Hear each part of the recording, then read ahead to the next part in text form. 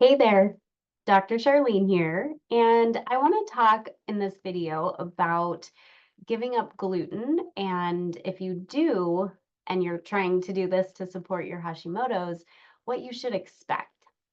I see a lot of times on some of the groups that I'm in, and then also in my own group that I run with members, and even with my own patients in my clinic, where I might suggest that they give up gluten because it really is damaging to the thyroid. And they come back and say, well, I've done it for 2 weeks, but I haven't noticed any difference.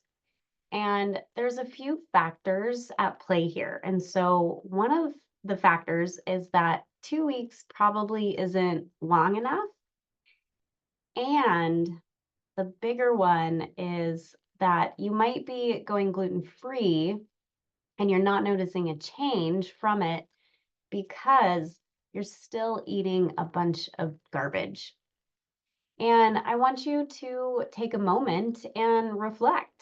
Is this you? And be honest with yourself because the person we lie to the most is ourselves. And so get really honest. Have you swapped gluten containing products for maybe gluten-free versions of the same crap? It's very possible.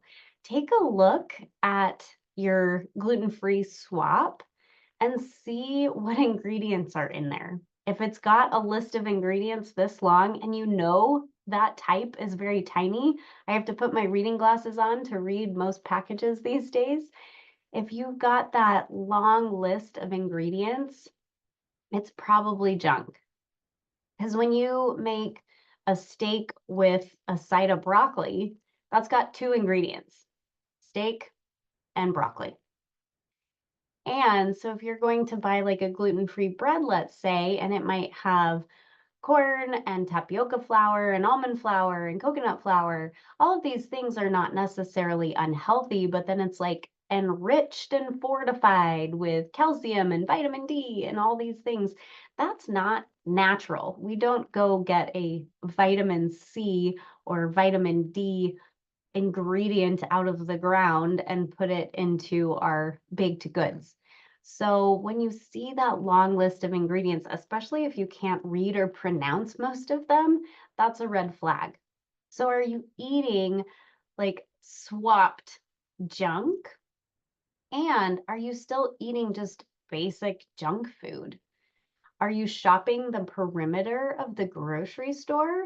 Or are you going to those inner aisles where everything in there is processed, fake food? I call it food-like products. It might fill up your tummy for a little bit. Your body can extract a couple of nutrients out of it to keep you alive, but it's not real food. It's not actually nourishment. So if you find yourself experiencing this where you have a chance to give up gluten and you do it for a little bit and it doesn't seem to make an impact on your health or your Hashimoto's, then look at what else you're eating. Are you continuing to eat processed garbage? Are you just swapping one horrible food ingredient for another list of potential inflammatory causes? That's what we're really looking to do by reducing or removing the gluten, is to reduce the inflammation in your body. So if you just swap something that creates inflammation for another thing that creates inflammation, this isn't going to be very helpful. All right, I hope this was helpful in answering your question about why you don't feel any better by giving up gluten. And it's probably because you still have a bunch of inflammation and junk in there. I am Dr. Charlene and I run the Recovery Blueprint. It is free to join my group as a guest, and you can find the link below this video. All right, have a good one.